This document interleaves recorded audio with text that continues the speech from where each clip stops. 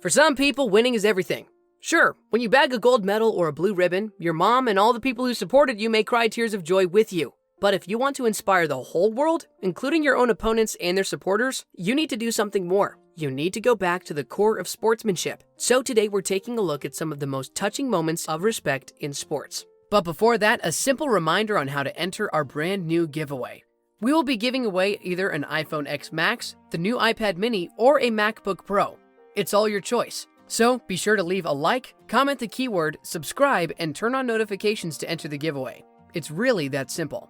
The Brotherhood of Two Brownlees. 26-year-old Johnny Brownlee was leading the Triathlon World Series with 700 meters left when his knees started to buckle thanks to the hot and humid conditions in Cozumel. His brother, Alistair, who was then in third place, started sprinting. Everyone thought he was gunning for the gold, but when he finally caught up with Johnny, he took his brother and propped him up, buckling, knees and all, and supported him all the way to the finish line for a silver finish. I've never seen anything like that anywhere in world sport. Alistair could have taken that gold for himself, but I guess that's not what Brotherhood is all about.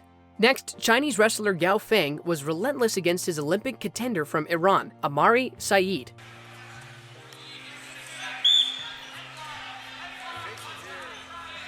But as soon as he got the win, Feng showed world-class respect by carrying his injured opponent off the mat. It's even more impressive when you realize that Saeed wasn't particularly amicable towards Feng. In fact, he even bit him on the hand during their match. Next up, we have when Christian Pulisic proved that an athlete should not only show respect towards his opponents, but even towards fans.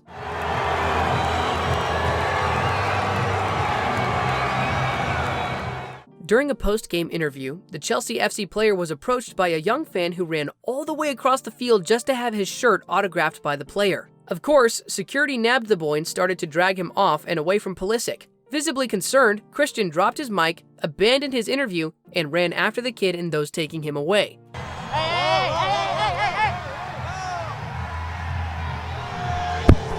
He happily obliged with the fan's request for an autograph, and even took a picture with him. This was an incredibly beautiful moment. The greatest turnover of all time. And no, it didn't happen in the NBA. It happened at a match in El Paso, Texas, between Coronado High and Franklin High. Mitchell Marcus, a special needs student, was asked to suit up for the first and last time. The coach just wanted him to feel included and happy, but no one could have guessed what would happen next. With only 13 seconds remaining in the crucial game, Marcus tapped the ball out of bounds. So, Franklin High's John Montanez stood in for the inbound. But instead of seeking out his own teammates, he called on Mitchell Marcus and threw the ball over at him and said, "Shoot it, it's your time." And Marcus did just that to the delight of everyone in the crowd. There was no dry eye in the audience, who all poured into the court to hoist Marcus up. Of course, all arms went up in praise of John Montanez, who scored what could be the sweetest assist in the history of basketball ever. Right there. One of the most memorable turnovers of all time. Next is American runner Abby D'Agostino.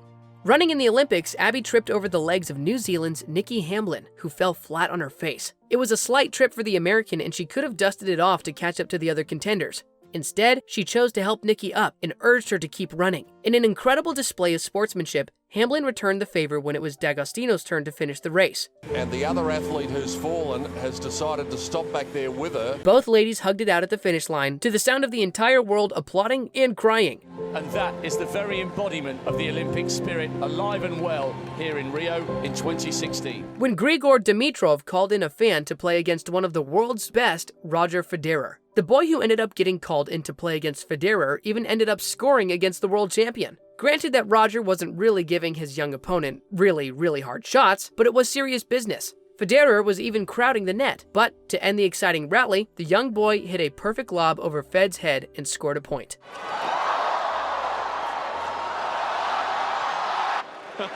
Next was when LeBron James helped up a woman he accidentally bowled over. It's so easy to ignore everything that happens outside the NBA court when your head is in the game, but this was no excuse for LBJ, who took the time to assist a woman he accidentally bumped when backing off the court. Once she was up, the MVP even gave her a nice long hug and several pats on the head, as if to find out for sure if she was okay. Real king behavior. that time when Derek Redmond finished a 400-meter race with the help of his dad. The strong runner tore his hamstring and started to hobble, continuing the race despite the immense pain he was feeling. Officials started to make a beeline to move him out of the track, but Derek's father showed up out of nowhere and propped his emotional son up on his own shoulders. The father and son combo finished the race together and was applauded heavily at the finish, with everyone crying.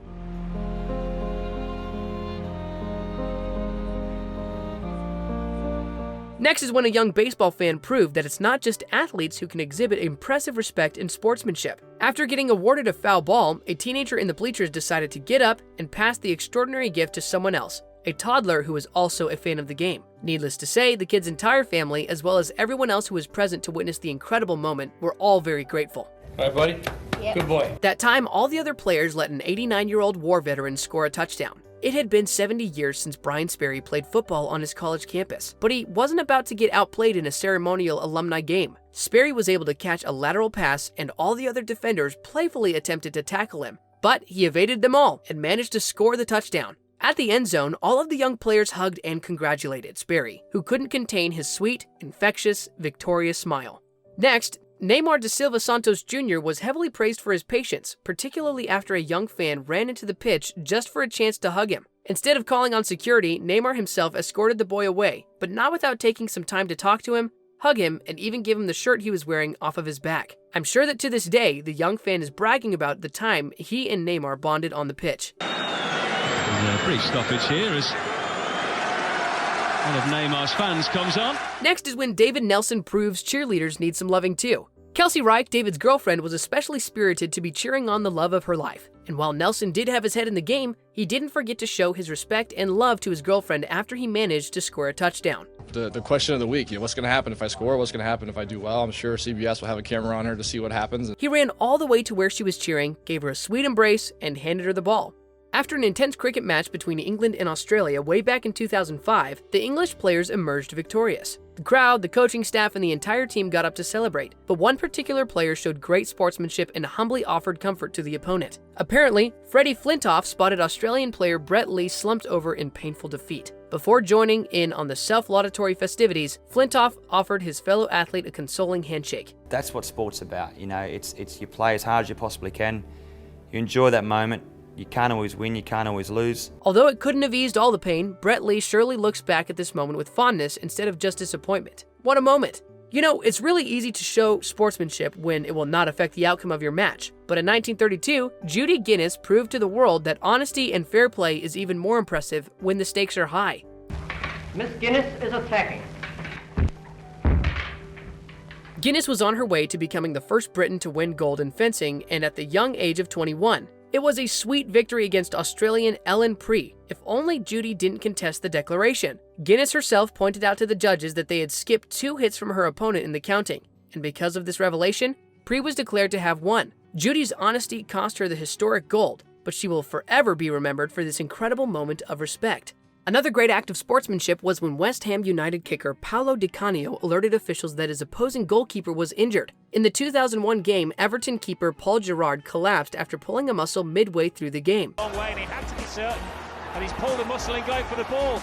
Oh dear, Gerrard is down. Everton don't have a goalkeeper. The ball ended up in the possession of Di Canio, who had a good look at an open goal, a golden opportunity to score. The goalkeeper, and Di Canio, sportingly, almost unbelievably catches the ball there. But instead of kicking it, the athlete caught the ball and pointed at the injured goalkeeper so that Gerrard could receive medical attention right away. Lutz Long, a German long jumper, was competing against Jesse Owens at the 1938 Olympics over in Nazi Germany. The two were the strongest contenders in the contest, but the scale started to tilt when the African-American player fouled his first 2 attempts. It was an unprecedented opportunity for Long to secure first place, but he decided to give some crucial advice for Owens to mark out his run-up. Why don't you just, in your mind, put a mark a foot behind the board, and then you will be certain not to foul. This allowed his opponent to qualify and eventually win the championship. Jesse Owens jumps 25 feet, easily qualifying for the next round. Lutz didn't go home empty-handed, having secured the silver. You'd think he would be bitter, but instead, he was the first one to congratulate Owens for the win. Lutz Long was the first person to congratulate Owens, cementing a friendship that was to last until Long was killed at the Battle of San Pietro in 1943. In 1996, English sailor Pete Goss abandoned his own course to help a particular competitor. Plan, prepare, check the weather forecast regularly. About 2 months into his round-the-world Vendée, Goss received a mayday alert that French sailor Raphael Denelli's yacht was wrecked by a storm in the Southern Ocean. Without thinking twice, Goss set off to rescue him. Listen carefully to the instructions being given by your rescuers, and above all, stay calm. He did manage to locate him, and after powering through the various hurricane winds, with the help of the Australian Air Force, he was able to save Denelli's life, and both of them gained a friend for life. Next, when you're angry, frustrated, and aching for a win, sportsmanship may be the last thing on your mind, but not for Cristiano Ronaldo. As Uruguay took a lead in the 62nd minute of its World Cup game against Portugal, Uruguay's Edison Cavani got injured and started limping off the field. Cavani was the villain for Portugal fans. It's them again! That fearsome front two combines! Having scored both of Uruguay's only 2 goals, but it didn't matter for Ronaldo. As soon as he noticed Cavani struggling to reach the sideline, he walked over and let his opponent lean on him as they walked off the field together. Bueno, Cristiano quiere apurar la salida de Cavani. It was the most memorable moment in the match, on top of Uruguay eventually winning and edging off the favorite. Next is another LeBron moment. The time that LeBron James tackled a fan who won $75,000 for making a half-court shot. LBJ was in a timeout huddle when Michael Dreisch, a 50-year-old computer technician, the odds were against me. One shot, $75K. I didn't hit the shot once in practice. Launched a super awkward hook shot from half court, which ended up sticking in and sinking in the basket.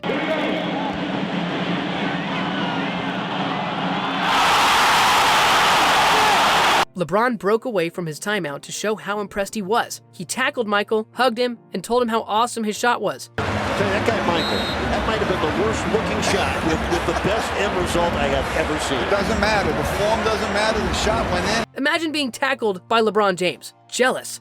Finally, when NBA teams across the country kicked off their first games after Kobe Bryant's passing, with back-to-back 8-second and 24-second violations to honor the legacy and memory of one of the greatest basketball players to have ever lived. It was difficult for everyone to play knowing one of its best players are no longer with them, but taking the violations to honor a friend is a great way to immortalize that moment. Some players even swapped their jerseys to temporary 8s and 24s to remember the Black Mamba. I know there are probably thousands of other historic moments in sports history, but that's about all the time we have. So thank you so much for watching.